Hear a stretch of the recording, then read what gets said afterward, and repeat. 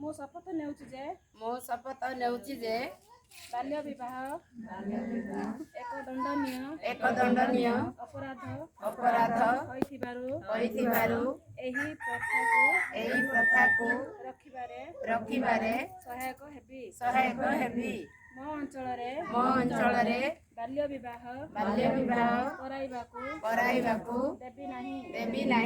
ଯଦି ଏହିପରି ଘଟଣା ମୋର ଦୃଷ୍ଟିରେ ଗୋଚର ହୁଏ ତେବେ ମୁଁ ଚାଇଲ୍ଡ ଲାଇନରେ 198 ନମ୍ବରକୁ ଫୋନ୍ କରିବି କିମ୍ବା ପୋଲିସ ଓ ବାଲ୍ୟ ବିବାହ ଅଧିକାରୀ ମାନଙ୍କୁ ତୁରନ୍ତ ଜଣାଇବି।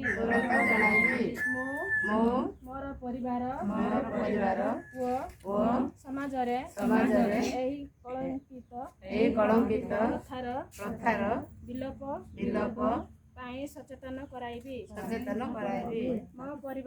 ମୋ ପରିବାରର ସମସ୍ତ ପୁଅ ଝିଅକୁ ବିଦ୍ୟାଳୟରେ ପାଠ ପଢ଼ାଇବି ଓ ମୋ ଗ୍ରାମର ସମସ୍ତ କିଶୋରୀମାନଙ୍କୁ ବିଦ୍ୟାଳୟରେ ପାଠ ପଢ଼ାଇବା ପାଇଁ ଉତ୍ସାହିତ କରିବି।